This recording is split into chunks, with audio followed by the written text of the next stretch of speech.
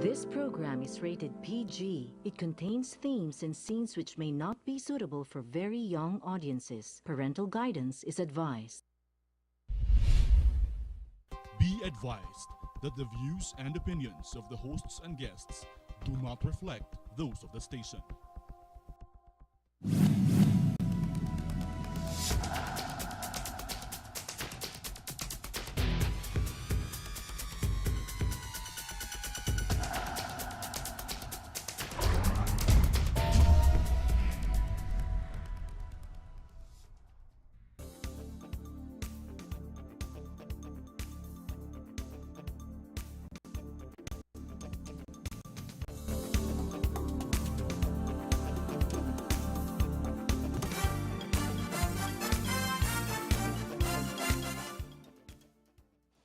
Magandang gabi po sa inyo lahat. Welcome to our show, Heartbeat Live. Pasensya na po kayo na natras kami ng gusto rito. I think somebody declared that Makati would be a parking space for everybody.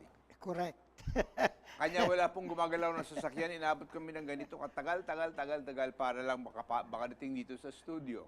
Ang ating bisita po ngayong gabi, ang dati nating kaibigan, using the French style, Citizen Bono. Correct. Hindi ba?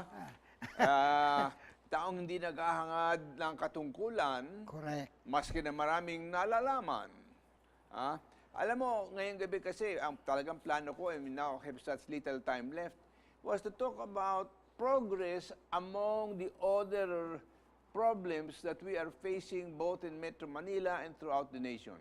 I don't want to focus on the PPP projects, which is not progressing. I want to talk about the things that have been plaguing us for the last 10 years. Okay?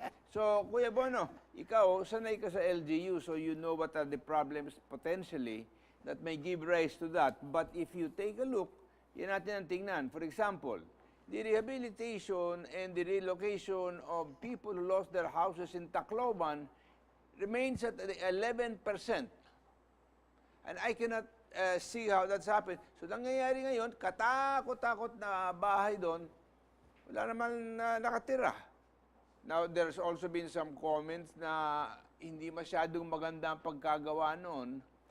And so, the problem there is in Tacloban City, 2 years na, wala pa, pero doon sa mga kalapit lugar, hanggang ngayon, 11% lang of the 11.4 were occupied.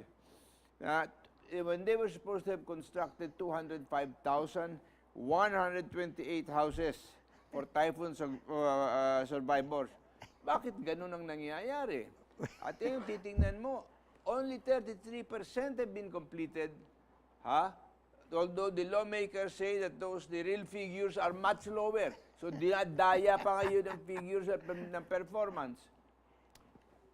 Tingnan natin, anong may komentaryo ka ba doon? Well, hindi lang figures daya dyan, Ray. No? Quality. Ang daya, sabi ng CYSP, there are dancing houses. No?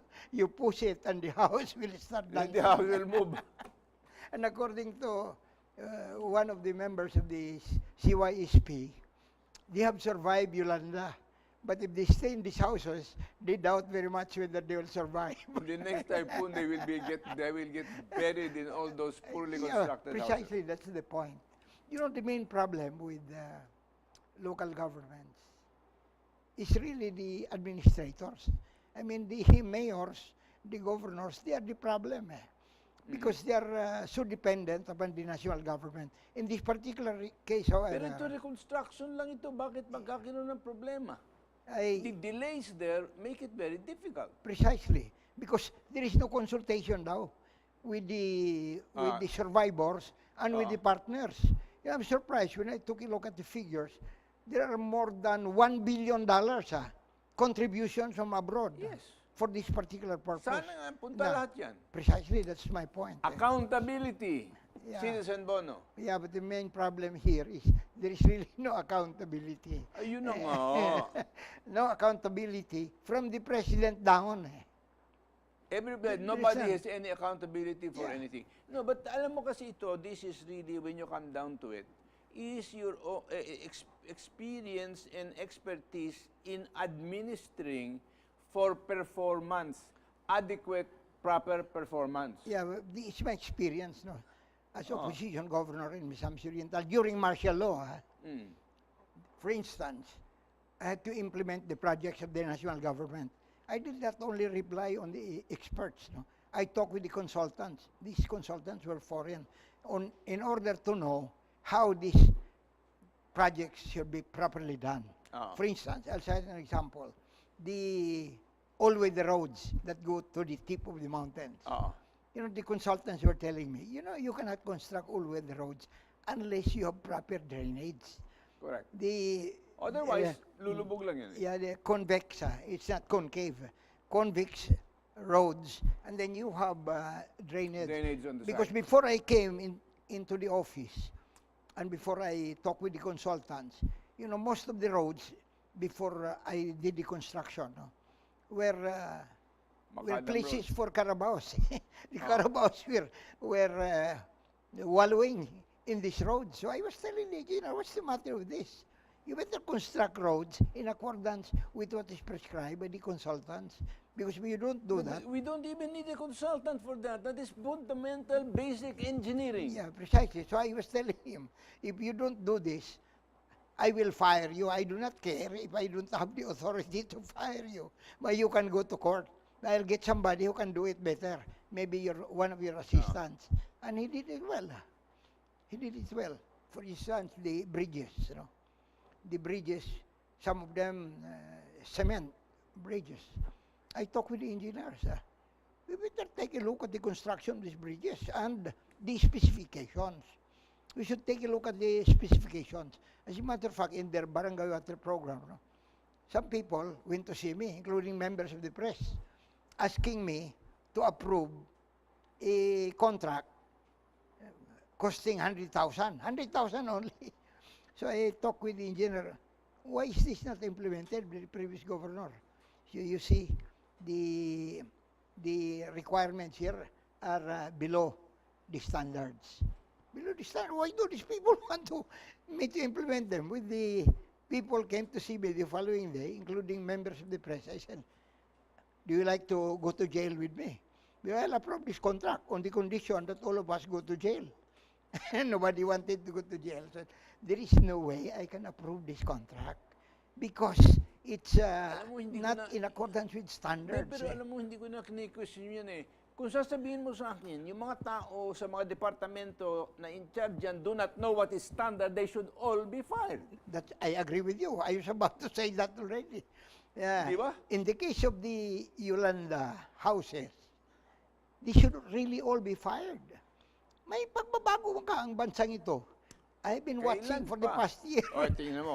Walang Yun lang. nagbabago O, eh. Isa pang malaking problema. Alam mo, ang pinaproblema natin kasi, yung inaasahan ng taong bayan in terms of public facilities are just non-existent. Take a look at the problem with MRT3. Panahon pa ni Noy Noy, problema yan. Hanggang ngayon, walang nagagawa. You know, because if I were again, if I were president, I'll fire everybody there that's involved in non-performance. If they are incompetent and stupid, they have no business being in government. Well, what they said now is they have fired the maintenance people, yung Buri ba yun, o ano ganung pangalan. Pero ang punto dito, ano ginagawa mo in its place? Yeah, precisely. That's my point. And how long will it take you then now to get this thing going? Pag-fire nila sa nagme-maintain, nagkaroon daw ng 3 sunog sa MRT3. Meron mga nasugatan. You know, and I'm just saying here that, you know, hindi sa minamaliit ko yung problema, but the speed with which the government is going, trying to, that department is going to do this, hindi ba nila naiisip na yan ay binabato kay Presidente? I will fire everybody there, including the Secretary of Transportation. I'll fire him. I'll also fire the guy who is in charge of MRT3. Yeah, I'll fire everybody there.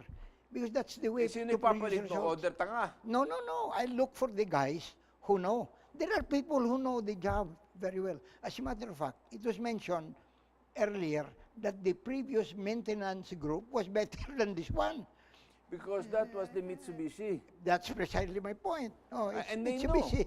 Napakadali naman. For example, kausapin mo yung mga the Japanese government.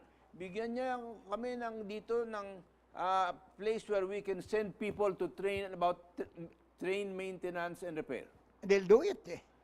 Tapos gawin mo. And I'm sure the Japanese will probably not withhold that.